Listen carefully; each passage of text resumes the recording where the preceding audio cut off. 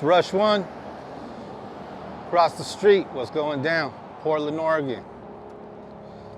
My boy Jamba.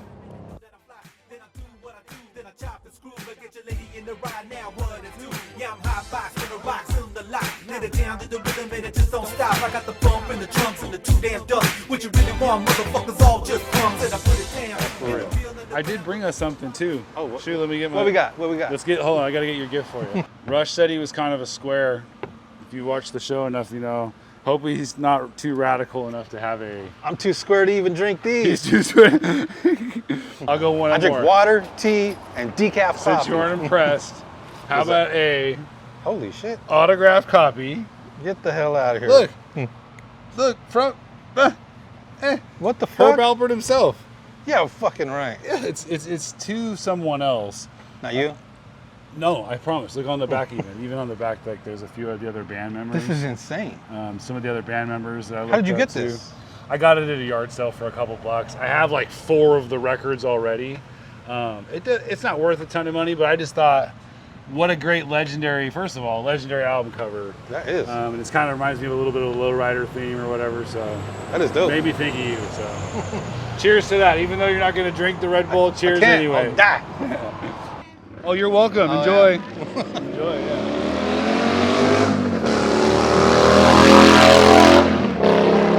Some good B-roll. Yeah, right. All right, so Rush, Yeah. tell us.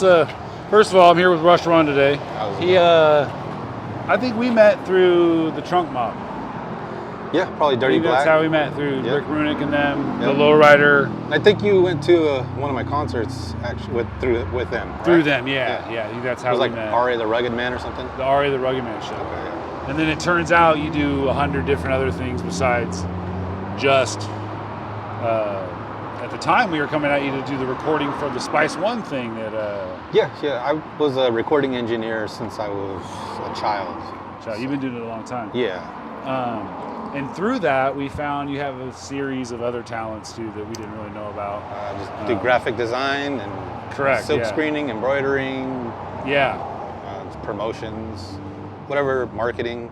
I was a recording artist since I was 27 is when I got signed to Universal. You got to work with some pretty big names too. Yeah. I got to tour with like Lowrider and stuff like that. I was on all their albums. And Yeah. I like remember that. some of the posters last time I was here that you were pointing out to me. I've always done shows with different artists. Me and Champagne James did a lot of shows here. Oh, cool. We got Champagne Summer James. Jam coming up. So. Oh, are you part of that one? Yeah, so I've done, I think, 5 of them with him. Okay. He started off by himself doing those, but I had jumped on Summer Jam with him, I think it's been 5 years ago or 6 years ago. 5 years. Okay. Yeah. Yeah. His name hasn't come up yet. I'm surprised. A lot of people. Really? Yeah. Right. As I was thinking, it was just That's a matter really of time. weird. Yeah, Seems Champagne like- James, man, he's the town, really. You know, he's been the promoter for I don't know how long. You know. He has been. Yeah. He has So been. as soon as I got here, and I think it was 2005, 2006, he was recording at my studio when I was on 82nd, and he had asked me if I could show him how to do concerts. And I said, well, Oh, wow. he said that Cool Nuts told him to put himself on. And so he came up to me and he's like, I know you Wow. do shows. So I took him on tour with me.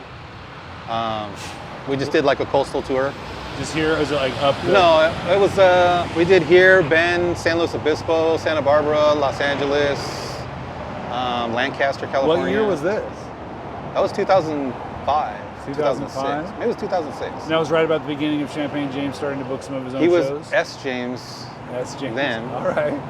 And then when I had gotten him a deal with Universal and they wanted to change his name, so I said Champagne James, so Wow. we changed it to Champagne James. So it was a group collaboration, but the name kind of struck by yourself? Yeah, so because they wanted it to be different, Sure. you know. Well, Rush is pretty also the creator of the logo for our TV show here, so shout outs to Rush for that. And thank you for the support. You know? So why don't you show us a little bit more what you do? I mean, Sure. Come into my raggedy dungeon. Hey, I have turned a lot of people on to what you do here. I sent Tiff Oh, B. yeah. I've Tiff gotten B's been quite a here. bit of clients from you. Yeah, and then we did. She designed the Regime, the Block Bishop logo. Yes. I believe you did some prints on Yeah, those. I printed that one. The screen probably down there somewhere. Oh, cool. Yeah, I have tons and tons of screens. Look at all that stuff. This is all screens from people you've done work with, right? Yeah, so I always have to keep screens for a certain amount of time before I can clean them out. And then, different things. It's like a yard maintenance.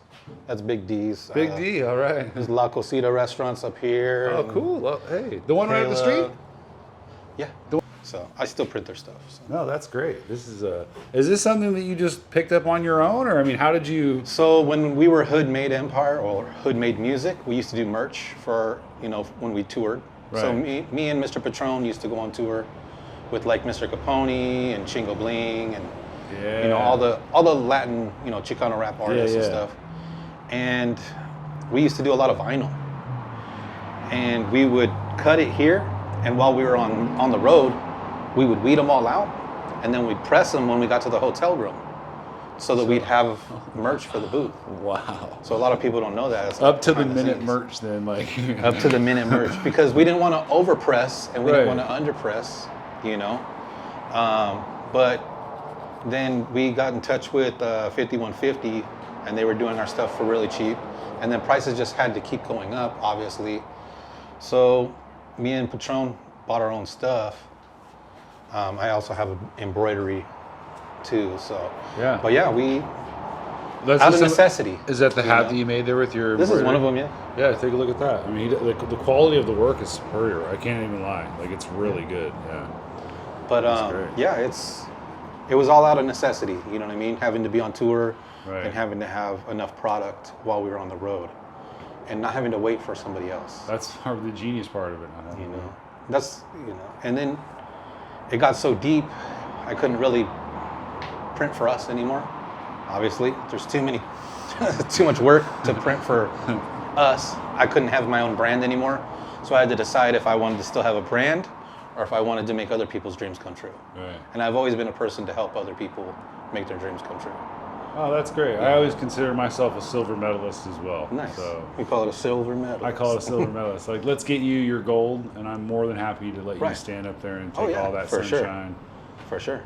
But yeah, let's get you your gold. Because I learned, being a hungry artist in the beginning. I always dreamed of being an artist when I was like younger, obviously. Like we all did. And then getting to, tour with like Lowrider and doing all the concerts and everything. It was pretty cool, like. If there was a trip that you could take back in time and maybe tell yourself something a little different to get to that ultimate dream, what may have it would have been for the young Rush One? To know the cheat code. I'll be real. Every one of my dreams came true. So I don't really have anything to complain about. You know what I mean? As far as music goes, I was kind of spoiled being, from California. Right. And I grew up in Los Angeles and Santa Maria. So there was a lot of talent in Santa Maria, California. There was Cali Lifestyles and Central Coast Click. What year was this roughly? From when I was growing up. Yeah, like 90s then? Yeah, early 90s. Early 90s, and then late 2000s, quite the era in that. So I was 27 when I finally got signed. But I had been engineering since I was in the 5th grade. I was doing patch bays over at this place called TNT Recording Studios. I've seen it too. I've been in the studio here at his place a couple times, and we got to watch him go to work. And he really does know your stuff real well. So. Oh, for sure. Yeah, sounds great. I have the ear. He's got the ear, and he controls the studio well too. He had Spice One here even. And, I've recorded a lot of stuff for Spice. I did half of his last album. I've done a lot of music videos for people. A lot of their graphics and a lot of their tours. Right. I've done a lot of people's tours. I've been asking everybody, during the COVID, during the lockdown. It was shut down, no shows. Has it helped you at all, Rush? Is there anything that you've been able to improve on or get good at or bad at? The silk screen and embroidery company exploded during that. Wow. But as far as like doing music, I I retired from engineering and just focused on this. Oh, we got Kayla here. Is that Kayla? Yeah, it is. Oh yeah, shout out to Kayla. There's her bigger one over there, and then she has a small one under that. Yeah, she gets around too. All right, look at that. Oh yeah, yeah. So it blew up to the point where like, it's just a nice business. Yeah, right. You know what I mean? Where you don't have to worry, you know. Right. Because like I said, I used to engineer. That was my bread and butter since I can remember. But I was only charging $30 an hour. I don't really like charging artists too much money, being that I used to be a starving artist. Does this feel more rewarding? I mean, does this, like, as far as like your time and effort goes, and like seeing how people are happy, I guess, at the end of the day too? Yeah, I mean, yeah. That's my washout booth. The washout booth, cool. Yeah, we reclaim the screens and stuff. That's cool. Yeah, I mean, I don't know if it's just more rewarding. It's just I get paid well for what I'm doing. You know what I mean? I don't charge astronomical.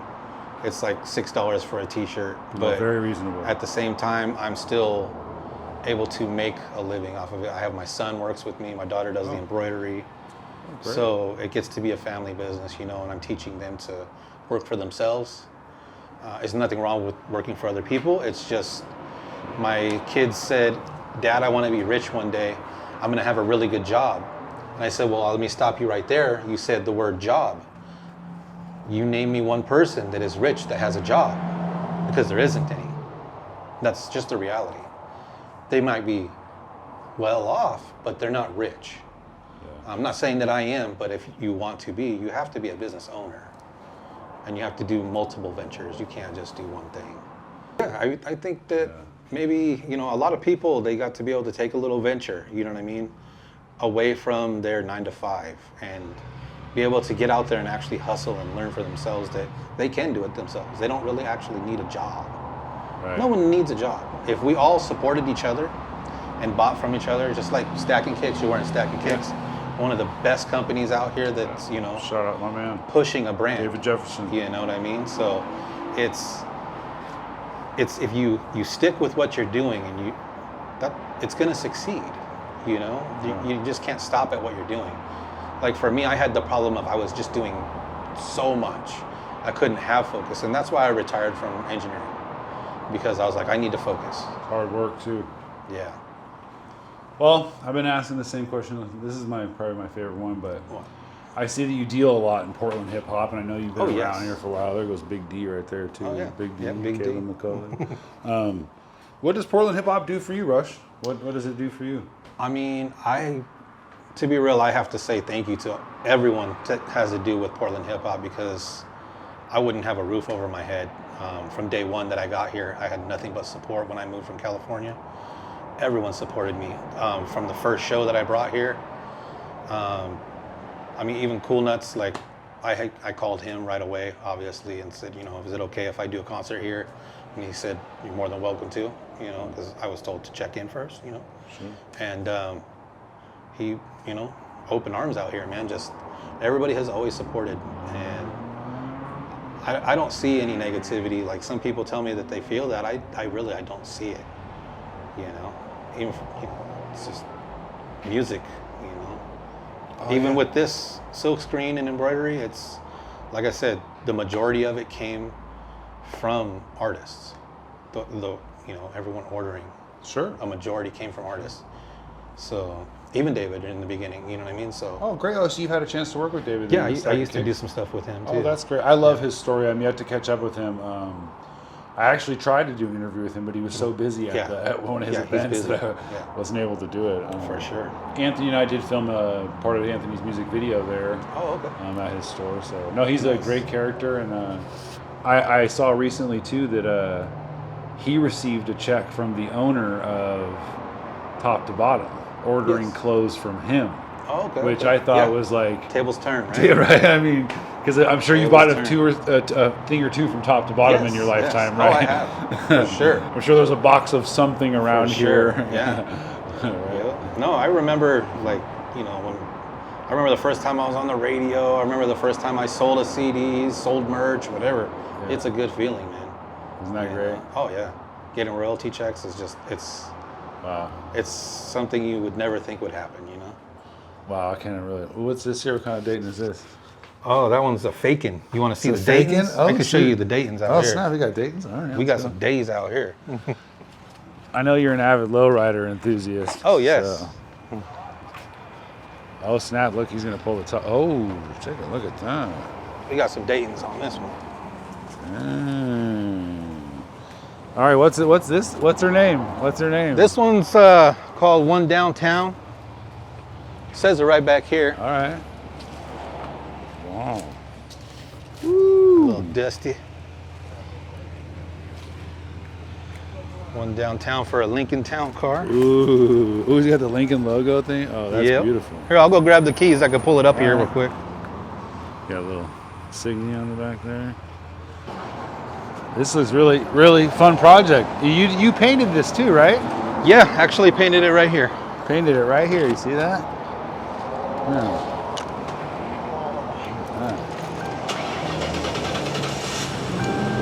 Hey.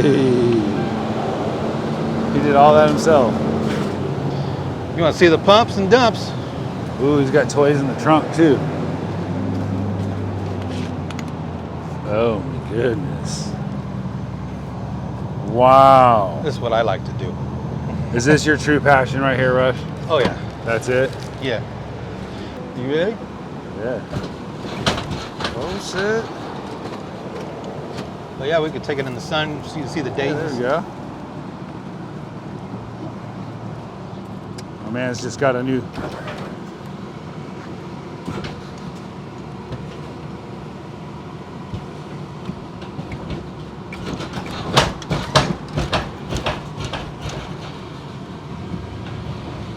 Yeah.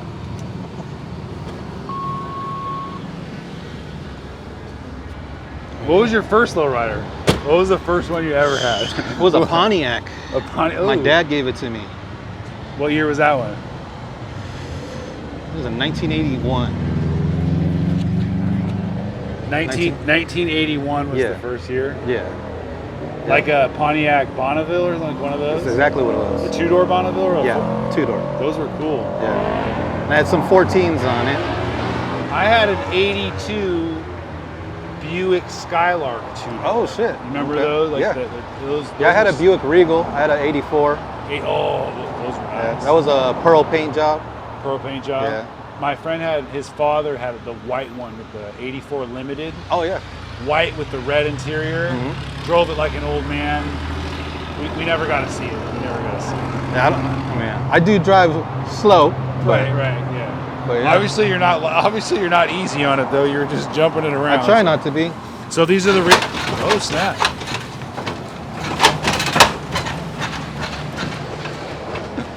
Those are But yeah, real those are the Daytons. Yeah, those are real Daytons. Is there a way to tell for the novice?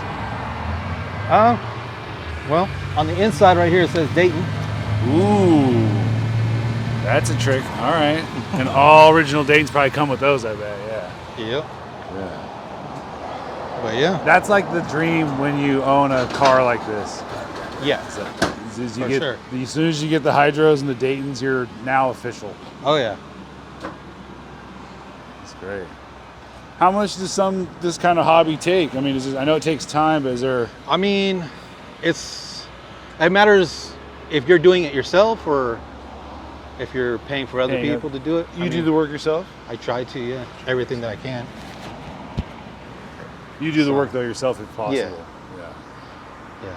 That probably makes, just like with the t-shirt stuff, Yeah. makes it a lot cheaper or whatever. Yeah. I mean, if you're trying to get a candy paint job, you're looking at like 10,000.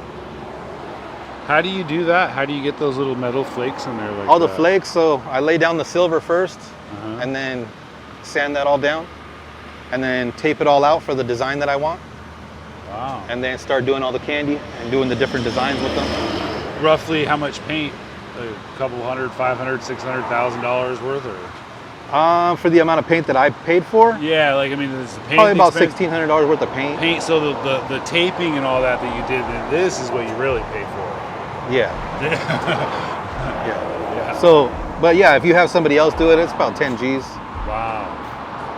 So, you know, That's amazing. but it's fun. Well, I guess in closing, I guess the last question, I guess I've been kind of asking everybody, you know, is there anything you want to say to the city of Portland Rush? Any goods, bads, best wishes? Man, I just want to say thank you for always keeping a roof over my family's head. No soda for me, no nothing like that. Hey, it's more for you. I guess. Maybe chill like